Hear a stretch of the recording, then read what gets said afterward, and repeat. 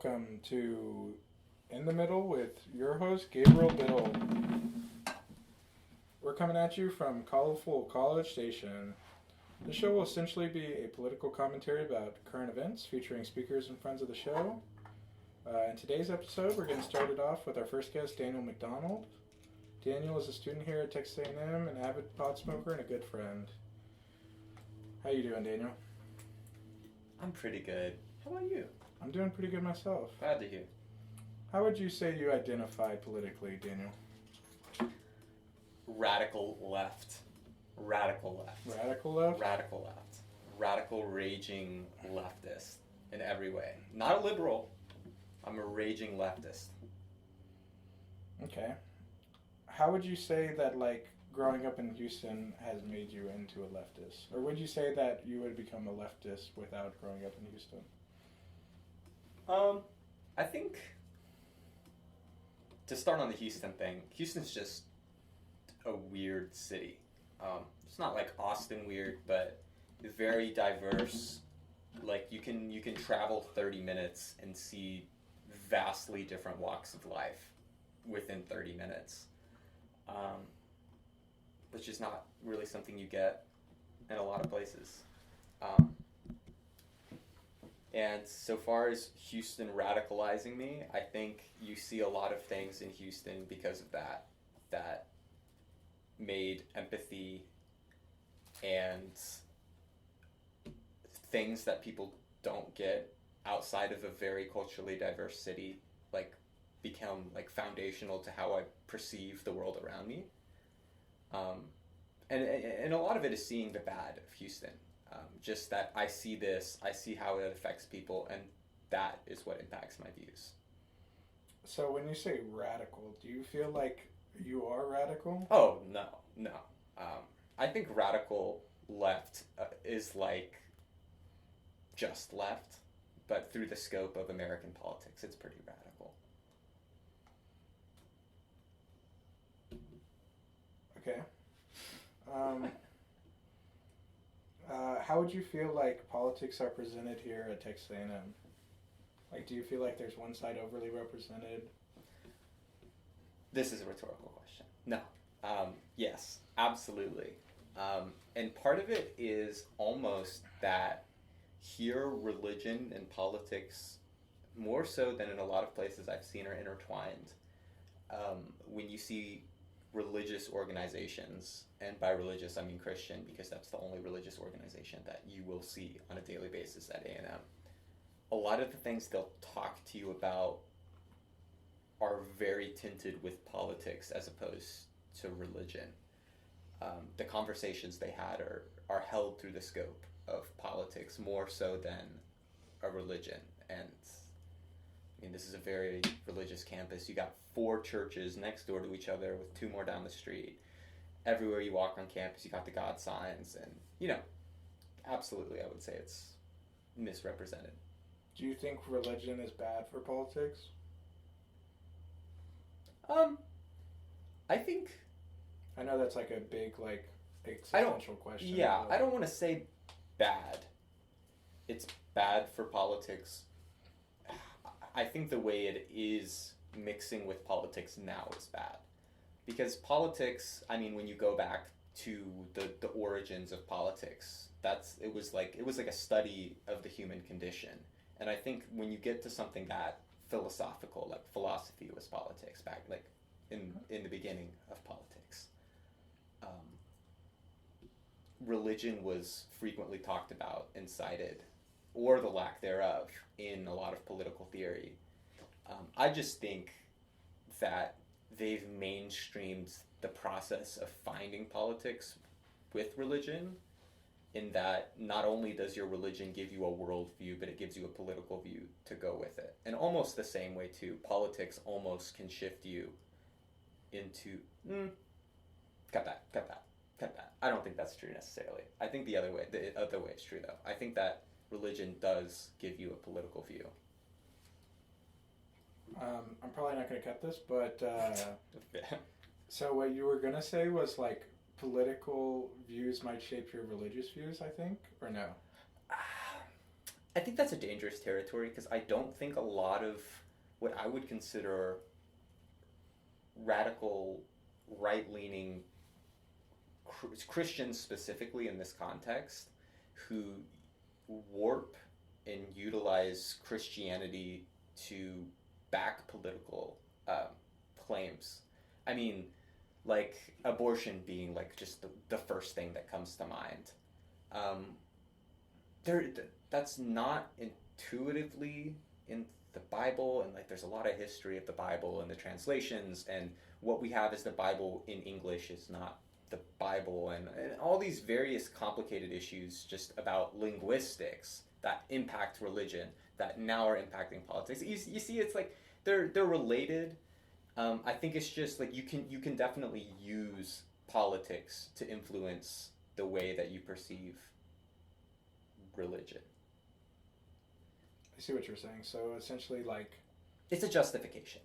People already have a set worldview as far as, like, say, abortion. Yes. And then they try to justify it using, oh, I'm a Christian and that's why. Yeah, and it almost gives them an escape from having a conversation about it because they have already made up their mind because, I mean, in the Christian worldview, like, this is right, and you have in your religion, like, a definite truth, and you assign something that is not inherently definitively truthful to that, and there's no way to change your mind about it because you've associated it with the supreme truth. Do you think we see Roe v. Wade codified relatively soon, or do you think it takes a longer time than one might think? Politics is moving weirdly. It always has been. We've, specifically our age group, lived through a lot of things, and I think we often forget that throughout history a lot of weird things have been happening. But I don't know if I have an opinion on the speed at which we are going to see that. Do you think it's a definite that it happens? I don't think so, but that might be just too optimistic on my part. The only reason that I have that I can defend, like, that is preventing me from definitively saying yes, it's going to happen soon, is that it is outside of the United States almost a universally disliked thing. And I mean, this is ignoring, like, China, right? But you have the countries making up the European Union, and I mean, that's what I can, like, that's my reference point for when I compare the U.S. to what I think it should be. I'm like, this is how it is in the U.S., this is how it is in other countries that maybe don't have the same economic influence in the world that we do, which I know that is a big thing for the U.S., is our economic influence makes our political influence stronger.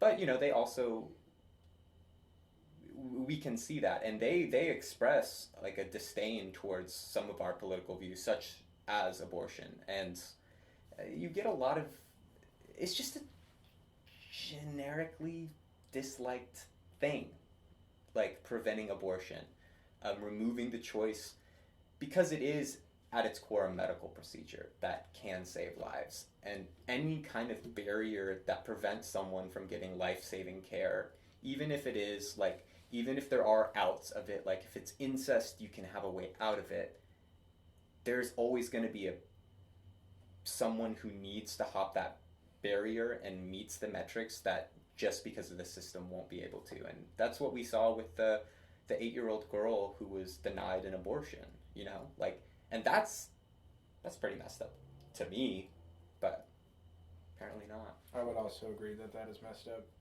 What would you say to a Republican or someone more conservative that would say the reason why abortion shouldn't be legal is because you are ending the life of another person and therefore infringing on its rights? I think I don't, and that's why it's an issue, is because it utterly boils down to where do rights begin and how do you prioritize rights? Because to me, a college-age person my age who is not expecting a pregnancy, like let's just say someone in my position who like is like moderately like finances are not an issue, but they're not like in the clear. You're in school, you're paying for this, you're paying for housing, all of these things are adding up, and all of a sudden you're throwing a baby, right? Like a baby to the face at 100 miles an hour. Like you don't even have your life set up, you don't know what you're doing in 2 years. Like I graduate next year, the next year after that, you know? And I think that shift in your life trajectory can be almost equated to ending a life, in that every moment of my life up to now has been preparing me for the trajectory that I'm currently on, and such a curveball as now I have this responsibility for the next 18 years, and then less responsibility after that, but still responsibility. It kind of just messes everything up, and I just think that is a choice, and that as long as it is dependent on them, it is not their right over their over the mother. The mother reserves the right over their body so long as it is dependent on them. It's I heard this analogy, you're in a car crash that's your fault, right? And the analogy is that you had unprotected sex as a woman. The car crash was your fault. The person is in dire need of a heart transplant. And they're like, all right, look, it's your fault. We're taking your heart. Now, yes, it is your fault. And yeah, that's kind of, you kind of messed this person up. But I don't think you have the right to, it's just not yours to take. And it's not yours to assign, you have to make this decision because this is what I think is morally right. Because it's a weird analogy. I was told it better, but I'm not really prepared for this. But it's weird. I get you. Some other current topics. Australia is currently planning on legalizing marijuana countrywide. And so, what are your thoughts about marijuana and its legality worldwide? It's such a dumb, to me, it's like we have alcohol, is chemically addictive, you can die from it, and it is an abusive inherently, any amount of relationship with alcohol is abusive. That's just drugs, they exist and you use them out of any purpose. They have no specified purpose, so any use of them is abuse. And now you have weed, which can be abuse, is not inherently addictive, doesn't ruin lives. I guess it ruins lives, but if you're ruining your life with weed, not doing anything, not being productive, I don't think not smoking would help that. I think it's time. There's no reason for it to be illegal. Do you think that Texas will legalize it first, or do you think it'll have to come from the United States? It depends on this next election, honestly. I can see Beto announced at A&M that he wants to legalize marijuana. So that is an outcome if he gets elected. I think if Abbott stays in office, we're gonna get further from legalization, and then I think it would come federally first. But it just depends. Do you think Beto has a chance in this election, or do you think Texas will not flip blue? I think Texas flipping blue would be like pigs flying. However, pigs have flown in the last 3 years. A lot of weird shit that no one's expected has been happening. And the reason Texas isn't blue is simply from voter turnout. And I think people seeing pigs fly might be what motivates people to go to the polls, which I think would flip the state. I just don't know if I would count on enough people actually turning out to vote. Do you think that with the influx of people from elsewhere in the United States, that Texas going blue is kind of like just a win thing now rather than a if? Oh, I definitely think it's a win. Um, it's a win in a vacuum because, I mean, and that is just coming from my uncertainty in what this country is going to look like in an indeterminate amount of time. I feel like a lot of things could get thrown upside down, and then legalization would be the least of our problems. I'm not saying that for certain, but I mean, hell, there is a vocal minority of people who want Texas to secede. There's just a lot of weird things that would definitely demote, in my mind, what people would think is important on the political agenda. I don't know. Like, what happens when this bubble pops? You know, what happens? I mean, the inflation rates are ridiculously high, and that's never a good thing. I think we might see that before it becomes relevant, the when Texas comes blue and when that actually happens. Do you think the Fed can save our economy, or do you think it is going to pop? I don't know.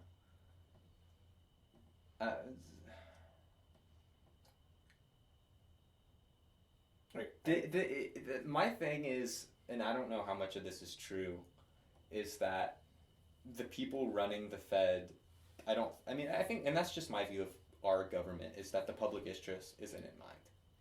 And, of course, the obvious thing for public good would be something to... I mean, we're seeing this in the UK right now, is other members of the EU are telling them, like, the financial decisions you are making right now are making what's going on with you guys worse. And so, like, it's not unheard of for a government to do things contrary, specifically with the Federal Reserve. It's not unheard of for... I don't know. Yeah, the UK, they say the pound has dropped like 21% since the start of the year. It's now almost equivalent to like $1.04. Yeah. When it was like $1.40 was like the known like norm. Yeah, and jeez, it's just like, yeah, I don't know. Can they? Probably. Will they? Probably. Maybe not. Speaking of England, they had just experienced like one of the largest heat waves in their country. We currently have Hurricane Ian hitting the coast of Florida and like doing tons of damage, and then we had just experienced a drought here in Texas. Do you think that enough has happened finally for politicians to start actually looking at the issue of climate change? Or do you think it's still going to take more? No. There still seems to be this resounding sentiment that global warming isn't a thing. And I can, like, you see it a lot more than you would think, or if you're me, than you would think. Especially coming to A&M, it seems like there's a lot of people here who don't think climate change is real. And they think it's like propaganda by energy companies, or there's ulterior motives behind it. And you just gotta... If that's probable, then it's also equally probable that the information with no support you're being fed that global warming is a hoax also has an ulterior motive behind it. I mean, what's been running this country for ages is the oil and gas industry. And if you don't think they have politicians in their pocket and there are motives for convincing the general public to ignore climate science, then your conspiracy theory is missing the point of conspiracy theories, which is to distrust the government. And that's the thing, is the government has been slow to pull the trigger on a transition to renewable energy. I mean, hell, we don't have nuclear plants at the rate that climate scientists say we should, given that they're like low ramifications for the environment and the high amounts of energy they produce. You would have thought if the government truly had the public interest and the health of the world in mind, that would be a fast transition, but I wonder why they don't. Well, I actually don't wonder. I think it's because... Do you think that lobbyism should exist at all? No. Because it all started when we determined that money is speech. That money is speech, and that you can't infringe on a corporation's. Corporations are people. If there is a universe in which lobbying is an acceptable way of society, there should be a cap to how much influence you're lobbying. Like, there should be a cap to your donations. And it should be a cap so that every single person who can vote can contribute that amount. It should be like $5 is the limit. So a corporation doesn't have more say. Like, because a corporation with, let's say, 20,000 employees that, and this is arbitrary, I'm just making this shit up. 20,000 employees, right? Let's say it's a 50-50 split of the political beliefs of all people, right? So there's 10,000 one side, 10,000 on the other. Primary shareholder of the company is like, I'm donating to this politician. They're, first of all, if they donate like 20 million, these are all arbitrary, I'm making this shit up. They donate this much, that 20 million from one person is worth a lot more than a vote. And it's worth a lot more than 20,000 votes. And like you've given so much voice to essentially like one small body that has echoing ramifications throughout like the political process. Like it's kind of weird. Votes should be what matter. Politicians should not be able to get paid by outside sources because politics exists for the good of the people. It is no longer for the good of the people if corporations are also people. Do you think politicians should be able to own stocks and trade in the stock market? No. You can't do it anywhere else except for corrupt countries in the United States. Do you think like that corporations that go after... Okay, I'll just cut this part out. Well, I want to ask you a question, which is, would you think lobbying would be okay if there was a way to validate that all politicians, if this was like Plato's idea of politics, in which politicians were the best of the best, were extremely educated, and focused on relevant issues? What would you think about that? Because, I think, to me, that's a no-brainer. I mean, all these ideal political systems and governments, of course, they would work out great because they're ideal, but... I think if one person had, like, such an expertise in, like, a field like you described, and they were elected, I feel like while they might know, like, what's best for, like, the system then, I feel like they wouldn't get as much popular support because they would appear like say they did something that they knew was best, but the population didn't agree with because they're just not as informed, you know? Yeah. It could create like a lot of distrust or just like anger towards that person. I think I'm going to state a hot take, which is that in a vacuum, in my view, not everyone should vote. The kicker being, I don't think I should be able to vote, right? I single-handedly, like within my worldview and my knowledge, don't think I should have a say in politics because I make stupid decisions, personally. But I think the way democracy works now is almost the motivation to vote is almost just to cancel out someone you disagree with's vote. Like, I'm not voting... Like, my motivator for voting is not because, like, I want a politician. It's because I don't want a different one. And that's like... well, duh, the answer is get better politicians. But, like, we're kind of folded until that's the reality. Like... Do you think... So, in the United States, we have a two-party system. Do you think we could ever migrate towards, like, a different system, or do you think we're going to be stuck until like some change happens? Some change happens. It's going to be some change because if it was that easy, we would have seen another third party president by now, another Green Party. We would have seen anything. And that is the game of politics, is that there is an illusion of impact on it. Sorry. And it's really that the people who have the most influence are not representative of the public. And it is in their best interest to give us as least options as possible. Because I mean that even goes all the way back to like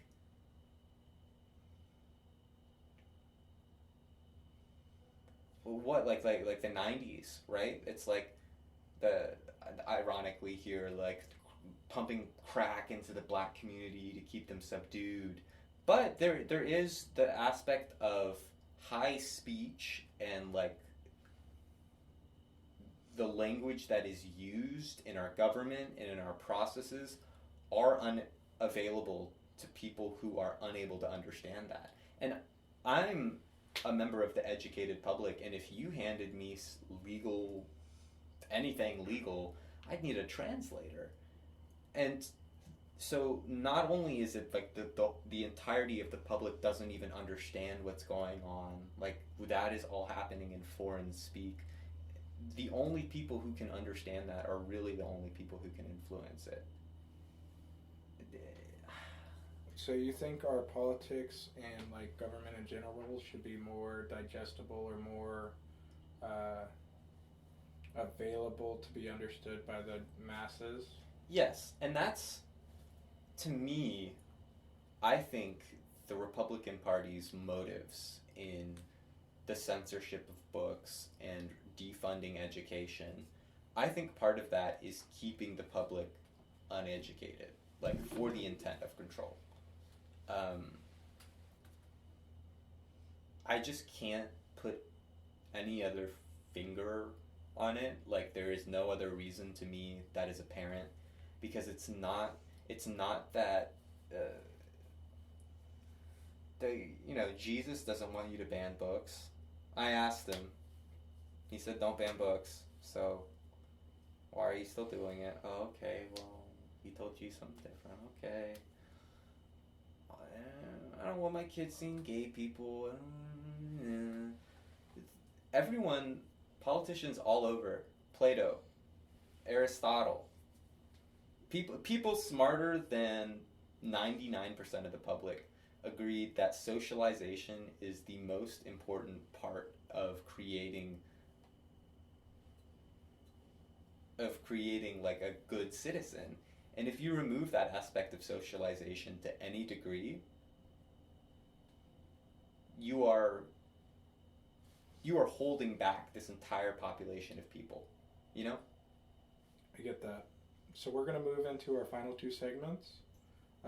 First off, who in the political sphere or political figures, politicians, etc., would you say you most agree with or most look up to, or that is just your general favorite? Bernie Sanders.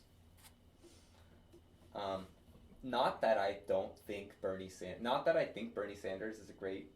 I don't know.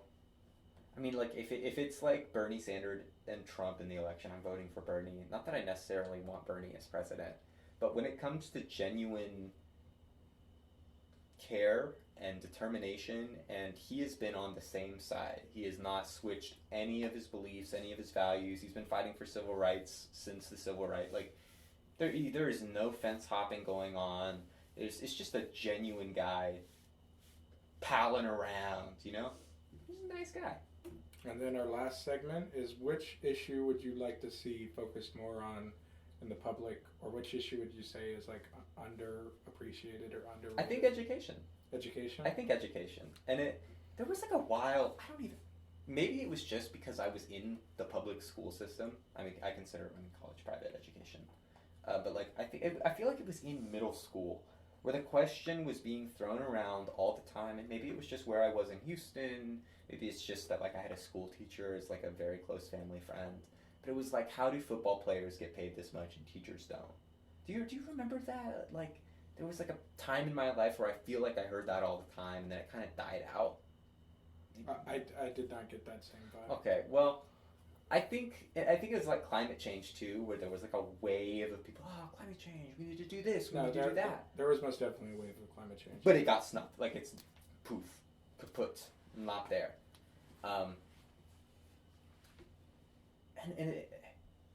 It's I think education and I actually want to change it to childcare, because there was also a motion being passed to lower the cost, because we had a shortage of artificial milk for infants, and there was a bill being passed, like, because the prices were going crazy, and there was a bill that was rejected to lower the price. Guess the political identity of the people who opposed it, who were against a bill that would lower the price of what low-income mothers who work jobs and aren't available to provide physical milk to their child whenever a child demands it. Like that's the point, is like a convenience factor, because if you're working two jobs, working a job, working long hours, like you're not there to feed your child. And education and childcare set up good, prosperous lives. Like if you have a good education and you have like a childhood free of worrying about where your next meals come from, worrying about just potential forms of abuse, whether it's like from a parent, family friend, from religion, like religious organizing, like there's just, I would like to see that more. Okay, before we end off, would you like to shout anything or anybody out? Thank you, Base God. Okay, thank you for coming. This has been Daniel McDonald, and this has been In the Middle with Gabriel Biddle. Thank y'all.